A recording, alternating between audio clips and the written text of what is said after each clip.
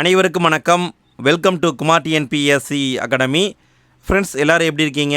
எல்லாருமே நல்லா இருப்பீங்க, சூப்பராக இருப்பீங்கன்னு நான் நம்புகிறேன். சரி, நம்ம இன்றைய டெஸ்ட்டுக்குள்ளே போகலாமா? இன்றைக்கி என்ன டெஸ்ட்டு அப்படின்னா, 19ஆம் நூற்றாண்டில் சமூக சமய சீர்திருத்த இயக்கங்கள், இந்த பாடத்திலிருந்து 2வது டெஸ்ட்டு. ஆல்ரெடி முன்பே நம்ம ஒரு வீடியோ பார்த்துட்டோம். அந்த வீடியோவில் நம்ம கிட்டத்தட்ட ஒரு 30 கேள்வியாட்டம் பார்த்தோம். இந்த வீடியோ 2வது வீடியோ. இந்த டெஸ்ட்டுக்கான பகுதியை நான் ஆல்ரெடி உங்களுக்கு டெலகிராம் குரூப்களையே அனுப்பிட்டேன். நீங்கள் படிச்சுட்டு வந்திருப்பீங்கன்னு நான் நம்புகிறேன். நீங்கள் படிச்சிருந்தா அப்படியே டெஸ்ட்டு போட்டு பாருங்கள். இன்றைய வீடியோவிலையும் 30 கேள்வி இருக்குது. நீங்கள் படிக்கலை அப்படின்னா இந்த வீடியோவில் என்ன இருக்கோ அதை நல்லா பார்த்துக்கோங்க. நான் புக்கிலேருந்து லைன் பை லைன் கொஷின் கொண்டு வந்திருக்கேன். சரி, ஓகே, நம்ம இன்றைய வீடியோக்குள்ளே போகலாமா? எல்லோரும் தயாராக இருக்கீங்களா? ஃப்ரெண்ட்ஸ், லைவ் சாட்டில் ஆன்சர் அப்படியே போட்டுகிட்டே வாங்க. சரி, ஃபஸ்ட்டு வினா பாருங்கள். ஆரிய சமாஜம் உருவாக்கப்பட்ட ஆண்டு என்னன்னு கேட்டிருக்காங்க. ஆரிய சமாஜம் உருவாக்கப்பட்ட ஆண்டு என்ன? ஆரிய சமாஜம் உருவாக்கப்பட்ட ஆண்டு 1875ங்க. 1875. அடுத்த வினா பாருங்கள். ஆரிய சமாஜத்தை உருவாக்கியவர் யார்? ஆரிய சமாஜம் 1875 உருவாக்கப்பட்டது. யார் உருவாக்குனாங்க? இதற்கான பதில் தயானந்த சரஸ்வதி. ஆரிய சமாஜத்தை உருவாக்கியவர் தயானந்த சரஸ்வதி. அடுத்த வினா பாருங்கள். ஆரிய சமாஜம் சீர்திருத்த இயக்கங்களுக்கு தலைமையேற்ற இடம். ஆரிய சமாஜம் சீர்திருத்த இயக்கங்களுக்கு தலைமையேற்ற இடம் என்ன? விடையை பார்க்கலாங்களா? விடை பஞ்சாப் என்பது சரி. ஆரிய சமாஜம் சீர்திருத்த இயக்கங்களுக்கு தலைமையேற்ற இடம் பஞ்சாப். அடுத்த வினா பாருங்கள். சத்யார்த்த பிரகாஷ் என்ற நூலை எழுதியவர் யார்? சத்யார்த்த பிரகாஷ் என்ற நூலை எழுதியவர் யார்? இதுக்கான பதில் தயானந்த சரஸ்வதி. சத்யார்த்த பிரகாஷ் அப்படிங்கிற புத்தகத்தை எழுதினவர் தயானந்த சரஸ்வதி. அடுத்த வினா பாருங்கள். குழந்தை திருமணம், விதவை மறுமணத்துக்கு எதிர்ப்பு, அயல் நாட்டுக்கு சென்றால் தீட்டு எனப்படுவது மறை நூல்களால் ஏற்றுக்கொள்ளப்படவில்லை என அறிவித்தவர் யார்? மறை நூல் அப்படின்னா வேதம்னு அர்த்தங்க. வேதங்களில் இதை பற்றியெல்லாம் சொல்லலப்பா அப்படின்னு யார் அறிவிச்சிருக்காங்க? இதுக்கான பதில் தயானந்த சரஸ்வதி என்பது கரெக்டு. தயானந்த சரஸ்வதி. அடுத்த வினா பாருங்கள். தயானந்த சரஸ்வதி முன்வைத்த கொள்கைகளில் தவறானது என்ன? தயானந்த சரஸ்வதியும் சில கொள்கைகளை முன் வச்சார். அதில் எது தவறானதுன்னு கண்டுபிடிக்கணும். விடையை பார்க்கலாங்களா? ஒரு கடவுள் வழிபாடு, உரு வழிபாட்டை நிராகரித்தல், பிராமணர் மேலாதிக்கத்தை மறுத்தல், இதெல்லாமே கரெக்டு. விதவை மறுமணத்துக்கு மறுப்பு, இதையெல்லாம் அவர் பண்ணல. ஸோ இது தவறானது. அடுத்த வினா பாருங்கள். வேதங்களுக்கு திரும்புவோம் என்ற முழக்கம் எந்த அமைப்போடு தொடர்புடையது? வேதங்களுக்கு திரும்புவோம், இந்த முழக்கம் எந்த அமைப்போடு தொடர்புடையது அல்லது யார் சொன்னாங்க அப்படின்னு கூட கேட்கலாம். இதுக்கான பதில் ஆரிய சமாஜம். வேதங்களுக்கு திரும்புவோம் என்ற முழக்கம் ஆரிய சமாஜத்தோடு தொடர்புடையது. அடுத்த வினா பாருங்கள். கீழ்கண்ட கூற்றுகளை ஆராய்க. ஆரிய சமாஜம் ஏற்கனவே இஸ்லாமுக்கும் கிறிஸ்தவ மதத்திற்கும் மாறிய இந்துக்களை மீண்டும் இந்துக்களாக மாற்ற சுத்தி எனும் சுத்திகரிப்பு சடங்கை வகுத்து கொடுத்தது. ஆரிய சமாஜத்தின் முக்கிய குறிக்கோள் எதிர்மத மாற்றம் ஆகும். இங்கே பாருங்கள், கூ அப்படின்னா கூற்று, இங்கே பாருங்கள் கார்னா காரணம். நான் சுருக்கமாக உங்களுக்கு கொடுத்துருக்கேன், சரிங்களா? கூற்று என்ன? ஆரிய சமாஜம் இஸ்லாமுக்கு போனவங்க கிறிஸ்தவ மதத்துக்கு போனவங்களை திரும்ப இந்துக்களாக மாற்ற சுத்தி என்ற சடங்கை நடத்தினாங்க. கரெக்டு. ஏன் நடத்தினாங்க? ஆரிய சமாஜத்துடைய முக்கியமான குறிக்கோள் எதிர்மத மாற்றம் என்பதாகும். ஸோ இங்கே விடைன்னு பார்த்தீங்கன்னா கூற்று காரணம் இரண்டும் சரி. காரணம் கூற்றிற்கு சரியான விளக்கம்தான். அடுத்த வினா பாருங்கள். கீழ்கண்ட கூற்றுகளை ஆராய்க. 2 பாயிண்ட் இருக்குது, எது சரின்னு கண்டுபிடிக்கணும். ஆரிய சமாஜம் சமூக சீர்திருத்தத்திலும் கல்வியை பரப்பும் பணியிலும் முக்கிய சாதனைகள் புரிந்தது.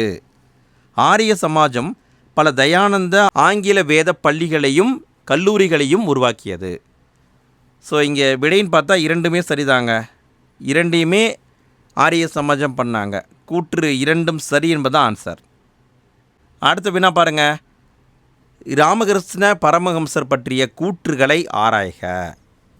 4 பாயிண்ட் இருக்குது. எது கரெக்டு அப்படின்னு நீங்கள் கண்டுபிடிக்கணும். சரி, விடையை பார்க்கலாங்களா? கல்கத்தாவுக்கு அருகில் உள்ள தட்சிணேஸ்வரம் என்ற ஊரை சார்ந்த எளிய அர்ச்சகர். சரி. புனித தாயான கடவுள் காளியின் தீவிர பக்தர். இதுவும் சரி. ஜீவன் என்பதே சிவன் எனவும் அவர் கூறினார். முக்கியமான பாயிண்ட்டுங்க. ஜீவன் என்பது சிவன் என்று சொன்னவர் யாருங்க? ராமகிருஷ்ண பரமஹம்சர் தான். இதை கேட்க வாய்ப்பு இருக்குது. இதுக்கு என்ன அர்த்தம்னா, வாழ்கின்ற அனைத்து உயிர்களும் இறைவனே அப்படிங்கிறது அர்த்தம். மனிதர்களுக்கு செய்யப்படும் சேவை கடவுளுக்கு செய்யப்படும் சேவை என்றவரும் ராமகிருஷ்ண பரமஹம்சர் தான். இதுவும் முக்கியம். இந்த 2 வாசகம் முக்கியம். யார் சொன்னாங்கன்னு பார்த்துக்கோங்க. ஜீவன் என்பதே சிவன், மனிதர்களுக்கு செய்யப்படும் சேவை கடவுளுக்கு செய்யப்படும் சேவை, இப்படி சொன்னவர் ராமகிருஷ்ண பரமஹம்சர். இங்கே விடைன்னு பார்த்தீங்கன்னா 1, 2, 3, 4 மட்டும் சரி, அதாவது அனைத்தும் சரி. அடுத்த வினா பாருங்கள். கீழ்கண்ட கூற்றுகளை ஆராய்க. 2 பாயிண்ட் இருக்குது. எது கரெக்டுன்னு சொல்லணும். இதுக்கான பதில் பாயிண்ட் நம்பர் 1. கிறிஸ்தவ சமய பரப்பு நிறுவனங்களின் நிர்வாக கட்டமைப்பை பின்பற்றி விவேகானந்தர் ராமகிருஷ்ணா மிஷனை நிறுவினார். விவேகானந்தர் உருவாக்குனார். எப்படி உருவாக்குனார்? கிறிஸ்தவ சமய பரப்பு நிறுவனங்களுடைய கட்டமைப்பு அதை வச்சு அப்படியே உருவாக்குனார். ஸோ இது கரெக்டு. மக்களுக்கு கல்வி அறிவு வழங்குவது, மருத்துவ உதவி வழங்குவது, இயற்கை சீற்றங்களின் போது நிவாரணப் பணிகளை மேற்கொள்வது போன்ற சமூக பணிகளிலும் இது ஈடுபட்டது. இதுவும் கரெக்டு. கூற்று இரண்டும் சரி என்பதுதான் ஆன்சர். அடுத்த வினா பாருங்கள். சுவாமி விவேகானந்தர் பற்றிய கூற்றுகளை ஆராய்க. 3 பாயிண்ட் கொடுத்துருக்காங்க.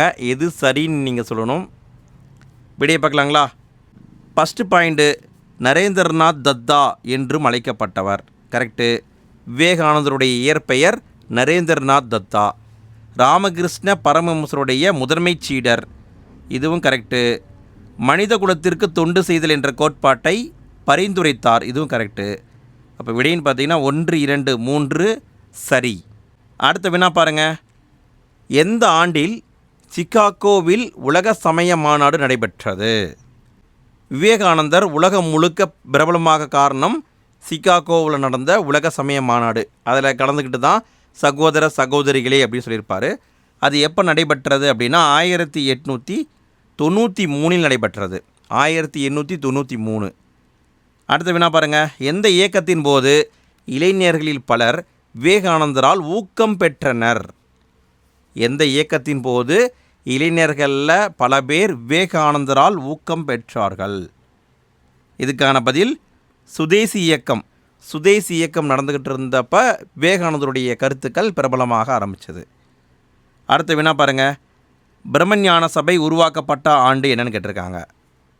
பிரம்மஞான சபை உருவாக்கப்பட்ட ஆண்டு. இதுக்கான பதில் 1875. 1875. அடுத்த வினா பாருங்கள். பிரம்மஞான சபையை உருவாக்கியவர்கள் யார்? பிரம்மஞான சபை இதை உருவாக்கியவர்கள் 2 பேருங்க. 2 பேரை நீங்கள் சொல்லணும். இதுக்கான பதில் madam HP Blavatsky, colonel H Olcott. இந்த 2 பேரும் சேர்ந்து தான் பிரம்மஞான சபையை உருவாக்குனாங்க. அடுத்த வினா பாருங்கள். பிரம்மஞான சபை 1875 எங்கு நிறுவப்பட்டது? எங்கே உருவாக்குனாங்க? பிரம்மஞான சபையை 1875 உருவாக்குனாங்க. எங்கே உருவாக்குனாங்க? இதுக்கான பதில் அமெரிக்காவில் உருவாக்குனாங்க. அமெரிக்கா என்பது கரெக்டு. அடுத்த வினா பாருங்கள். பிரம்மஞான சபை எந்த ஆண்டில் இந்தியாவில் சென்னையில் உள்ள அடையாருக்கு மாற்றப்பட்டது? ஃபஸ்ட்டு அமெரிக்காவில் உருவாக்குனாங்க. பிறகு என்ன பண்ணாங்க? அதனுடைய தலைமை இடத்தை சென்னைக்கு மாற்றினாங்க. எங்கே மாற்றினாங்கன்னா அடையாருக்கு மாற்றினாங்க. எப்போ மாற்றினாங்கன்னா இங்கே ஆப்ஷன் தப்பு. இதுக்கான பதில் 1886 வந்திருக்கணும். 1886 தான் மாற்றிருப்பாங்க. இதான் ஆன்சர். இங்கே ஆப்ஷனில் தவறாக தான் கொடுத்துருக்காங்க. அடுத்த வினா பாருங்கள். இந்தியாவில் பௌத்தம் புத்துயிர் பெறுவதில் முக்கிய பங்காற்றிய அமைப்பு என்ன? பௌத்தம்னா புத்த மதம். இந்தியாவில் புத்த மதம் புத்துயிர் பெற காரணமான அமைப்பு என்னன்னு கேட்டிருக்காங்க. இதுக்கான பதில் பிரம்மஞான சபை என்பது கரெக்டு. பிரம்மஞான சபை. அடுத்த வினா பாருங்கள். கீழ்கண்ட கூற்றுகளை ஆராய்க. 2 பாயிண்ட் இருக்குது, எது கரெக்டுன்னு கண்டுபிடிக்கணும். ஃப்ரெண்ட்ஸ், வீடியோவுக்கு லைக் போட்டிங்களா? லைக் போடாத நண்பர்கள் வீடியோவுக்கு விருப்பப்பட்டால் லைக் போடுங்க ஃப்ரெண்ட்ஸ். உங்கள் ஃபீட்பேக்கையும் கமெண்ட்டில் போட்டு விடுங்க. உங்கள் ஃப்ரெண்ட்ஸ்க்கு ஷேர் பண்ணுங்கள். டெய்லியுமே நம்ம டெஸ்ட் நடத்துகிறோம், மறக்காமல் கலந்துக்கோங்க. சரி, விடையை பார்க்கலாங்களா? கூற்று: இந்து மறைநூல்களின் மீது மேலை நாட்டவர் காட்டிய ஆர்வம் படித்த இந்தியர்களிடையே தங்களது பாரம்பரியம் பண்பாடு குறித்த அளப்பரிய பெருமிதத்தை ஏற்படுத்தியது. அதாவது என்ன சொல்ல வர்றாங்கன்னா, இந்துக்களுடைய நூல்களை மற்ற மேல்நாட்டுக்காரங்க படிக்கும் பொழுது இந்துக்களுக்கு ஒரு பெருமிதம் உண்டாகுதுன்னு சொல்கிறாங்க. காரணம் என்ன? பிரம்மஞான சபை இந்து செவ்வியல் நூல்களை, குறிப்பாக உபநிடதங்கள், பகவத்கீதை ஆகியவற்றை படிப்பதற்கு உற்சாகமூட்டியது. ஸோ இது சரிதாங்க. அதாவது பிரம்மஞான சபை படிக்க சொல்லியிருக்காங்க, அதனால் மேல்நாட்டுக்காரங்க படிச்சிருக்காங்க. அதனால தான் இந்தியர்களுக்கு தங்களுடைய பண்பாட்டை பற்றிய பெருமிதம் ஏற்படுது. ஸோ கூற்று காரணம் சரி, சரியான விளக்கம் என்பது ஆன்சர். அடுத்த வினா பாருங்கள். பிரம்மஞான சபை பற்றிய கீழ்கண்ட கூற்றுகளை ஆராய்க. 2 பாயிண்ட் இருக்குது, எது சரின்னு சொல்லணும். இதுக்கான பதில்: ஆல்காட்டின் மறைவுக்கு பின்னர் இவ்வமைப்பின் தலைவராக அன்னி பெசன்ட் ஆனார். அதாவது ஆல்காட்டு தான் தலைவராக இருந்திருக்காரு, அவர் இறந்த பிறகு அன்னி பெசன்ட் தலைவராக மாறியிருக்காங்க. இது கரெக்டு. தன்னாட்சி இயக்கத்தை அமைத்து அயர்லாந்துக்கு வழங்கப்பட்டதைப் போல இந்தியாவிற்கும் தன்னாட்சி வழங்கப்பட வேண்டும் என்ற கோரிக்கையை அன்னி பெசன்ட் வைத்தார். இதுவும் கரெக்டு.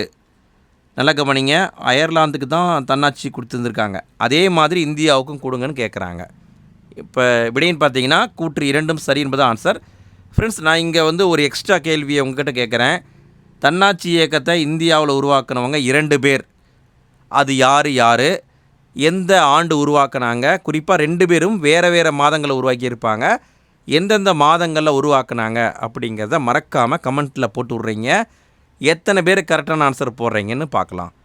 அடுத்த வினா: நியூ இந்தியா, காமன்வீல் ஆகிய இதழ்களை நடத்தியவர் யார்? நியூ இந்தியா அப்படிங்கிற ஒரு பத்திரிகை, காமன்வீல் என்ற பத்திரிகை, இந்த 2 பத்திரிகையையும் நடத்தினவங்க யாருன்னு கேட்டிருக்காங்க.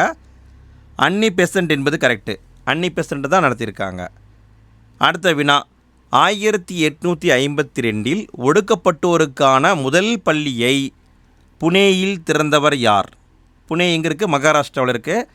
1852 உருவாக்கியிருக்காங்க ஒடுக்கப்பட்டோருக்கான முதல் பள்ளி. இதை உருவாக்குனது யாருன்னு கேட்டிருக்காங்க. விடை: ஜோதிபா கோவிந்தராவ் புலே. ஜோதிபா புலே அப்படின்னு நம்ம படிச்சிருப்போம், அவங்க தான் உருவாக்கியிருக்காங்க. அடுத்த வினா பாருங்கள். சத்யஜோதக் சமாஜ், உண்மையை நாடுவோர் சங்கம் என்ற அமைப்பை நிறுவியவர் யார்? ரொம்ப ரொம்ப முக்கியங்க. இந்த கேள்வி எக்ஸாமில் வந்திருக்கு ஃப்ரெண்ட்ஸ். உண்மை தேடுவோர் சங்கம் அல்லது உண்மையை நாடுவோர் சங்கம், சத்யஜோதக் சமாஜ், இந்த அமைப்பை உருவாக்கினவங்க யாருன்னு கேட்டிருக்காங்க. இதுக்கான பதிலும் ஜோதிபா கோவிந்தராவ் புலே. அடுத்த வினா பாருங்கள். ஜோதிபா புலே பற்றிய கூற்றுகளை ஆராய்க. 4 பாயிண்ட் கொடுத்துருக்காங்க, எது சரின்னு கண்டுபிடிக்கணும். விடையை பார்க்கலாங்களா? குழந்தை திருமணத்தை எதிர்த்தார், கரெக்டு. விதவை மறுமணத்தை ஆதரித்தார், இதுவும் சரி. ஜோதிபாவும் அவருடைய மனைவி சாவித்திரிபாயும் ஒடுக்கப்பட்ட மக்களின் பெண்களின் முன்னேற்றத்துக்காக தங்கள் வாழ்க்கையை அர்ப்பணித்தனர், இதுவும் கரெக்டு. பெற்றோர் இல்லாத குழந்தைகளுக்கு விடுதிகளையும் விதவைகளுக்கு காப்பகங்களையும் உருவாக்கினார், இதுவும் கரெக்டு. அப்போ விடைன்னு பார்த்தீங்கன்னா 1, 2, 3, 4 அனைத்தும் சரி என்பது ஆன்சர். ஃப்ரெண்ட்ஸ், இங்கே ஒரு பாயிண்ட் நல்லா கவனிங்க. பெற்றோர் இல்லாத குழந்தைகளுக்கு ஆதரவற்ற விடுதி, அதை ஃபஸ்ட்டு உருவாக்குனது யாருன்னா ஜோதிபா புலே தான் உருவாக்கியிருக்காங்க. இதை கேட்க வாய்ப்பு இருக்குது, பார்த்துக்கோங்க. அடுத்த வினா பாருங்கள். குலாம் கிரி, அதாவது அடிமைத்தனம் என்ற நூலை எழுதியவர் யார்? குலாம் கிரி அப்படின்னு சொல்லுவாங்க, அடிமைத்தனம் அப்படின்னு சொல்லுவாங்க. இந்த நூலை எழுதினவர் யாருன்னு கேட்டிருக்காங்க. ஜோதிபா கோவிந்தராவ் புலே, இவர் தான் உருவாக்கியிருக்காரு. அடுத்த வினா பாருங்கள். நாராயணகுரு பற்றிய கூற்றுகளை ஆராய்க. நாராயணகுரு புகழ்பெற்ற சீர்திருத்தவாதி. விடையை பார்க்கலாமா? ஃபஸ்ட்டு பாயிண்ட்டு, கர்நாடகாவில் ஏழை பெற்றோருக்கு மகனாக பிறந்தார். இது தவறுங்க. நாராயணகுரு கேரளாவில் பிறந்தவர். ஸோ ஃபஸ்ட்டு பாயிண்ட் தவறு. அடுத்த பாயிண்ட்டு, மலையாளம், சமஸ்கிருதம், தமிழ் ஆகிய மொழிகளில் அறிஞராகவும் கவிஞராகவும் திகழ்ந்தார். இது கரெக்டுங்க. நல்ல கவனிங்க. இவர் அறிஞராக இருந்திருக்காரு, கவிஞராகவும் இருந்திருக்காரு. சாதி கொடுமை ஒழிப்பு, ஒடுக்கப்பட்ட மக்களுக்காக தனது வாழ்க்கை முழுவதையும் அர்ப்பணித்தார். இது சரி. ஒடுக்கப்பட்டோர் மேம்பாட்டிற்கு பணியாற்றுவதற்காக ஸ்ரீ நாராயண தர்ம பரிபாலன யோகம் என்ற அமைப்பை உருவாக்கினார். இதுவும் சரி. அப்போ இங்கே விடைன்னு பார்த்தீங்கன்னா 2, 3, 4 மட்டும் சரி என்பது ஆன்சர். ஃபஸ்ட்டு பாயிண்ட்டு தவறு. அடுத்த வினா பாருங்கள். கீழ்கண்ட கூற்றுகளை ஆராய்க. 2 பாயிண்ட் கொடுத்துருக்காங்க. எது சரின்னு கண்டுபிடிக்கணும். சரி, விடையை பார்க்கலாமா? ஃபஸ்ட்டு பாயிண்ட்டு, நாராயணகுரு அருவிபுரம் என்னும் ஊரில் ஒரு கோவிலை கட்டி அனைவருக்கும் அர்ப்பணித்தார். அருவிபுரம் அப்படின்னு ஒரு ஊர் இருக்குது. அங்கே ஒரு கோவிலை கட்டி எல்லாருக்குமே அர்ப்பணிச்சிருக்காரு. இது கரெக்டுங்க. குமரன் ஆசன், டாக்டர் பால்பு போன்ற எழுத்தாளர்களும் இவருடைய சிந்தனைகளால் தூண்ட பெற்று இந்த இயக்கத்தை முன்னெடுத்து சென்றனர். இதுவும் கரெக்டு. கூற்று 2ம் சரி என்பது ஆன்சர். அடுத்த வினா பாருங்கள். ஐயன்காளி பற்றிய கூற்றுகளை ஆராய்க. ஐயன்காளி அவரை பற்றி 3 பாயிண்ட் கொடுத்துருக்காங்க. விடையை பார்க்கலாங்களா? ஐயன்காளி 1863 திருவனந்தபுரத்தில் உள்ள வெங்கனூரில் பிறந்தார். கரெக்டு. அப்பகுதி திருவிதாங்கூர் அரசரின் ஆட்சி பகுதியாகும். இது கரெக்டு. பொது இடங்களுக்கு செல்லுதல், பள்ளிகளில் கல்வி கற்க இடம் பெறுதல் போன்ற அடிப்படை உரிமைகளுக்காக போராடினார். இதுவும் கரெக்டு. 1, 2, 3 மட்டும் சரி. அதாவது அனைத்தும் சரி என்பது ஆன்சர். அடுத்த வினா பாருங்கள். ஐயன்காளியின் முன்னோடி யார்? ஐயன்காளியின் முன்னோடி யார்? இதுக்கான பதில் ஸ்ரீ நாராயணகுரு. நல்லா கவனிங்க, இதை கேட்க வாய்ப்பு இருக்குது. ஐயன்காளியின் முன்னோடி ஸ்ரீ நாராயணகுரு. அடுத்த வினா பாருங்கள். கடைசி வினா. ஐயன்காளி சாதுஜன பரிபாலன சங்கம், அதாவது ஏழை மக்கள் பாதுகாப்பு சங்கம் என்ற அமைப்பை நிறுவிய ஆண்டு. எந்த ஆண்டு உருவாக்கினார் அப்படின்னு கேட்குறாங்க. இந்த அமைப்பை உருவாக்குனது யாருன்னு கேட்கலாம், எந்த ஆண்டு உருவாக்குனாங்க அப்படின்னு கேட்கலாம். 1907 என்பது ஆன்சர். அவ்வளோதான் ஃப்ரெண்ட்ஸ். நம்ம இன்றைய வீடியோவில் 31 கேள்வியை பார்த்துட்டோம். நாளைக்கு டெஸ்ட்டுக்கான பகுதியை நான் டெலகிராம் குரூப்பில் அனுப்பியிருக்கேன். நாளைக்கு டெஸ்ட்டு இரவு 9:30 மணிக்கு நடக்கும். படிச்சுட்டு வந்துடுங்க ஃப்ரெண்ட்ஸ். வீடியோ பிடிச்சிருந்தால் லைக் பண்ணுங்கள். வீடியோ பற்றிய ஃபீட்பேக்கை கமெண்ட்டில் போட்டுவிடுங்க. உங்கள் ஃப்ரெண்ட்ஸ்க்கு ஷேர் பண்ணுங்கள். டெய்லியுமே டெஸ்ட்டு நடக்குது ஃப்ரெண்ட்ஸ், வந்து கலந்துக்கோங்க. சரிங்க ஃப்ரெண்ட்ஸ், அடுத்த வீடியோவில் நம்ம மீண்டும் சந்திப்போம். அனைவருக்கும் நன்றி.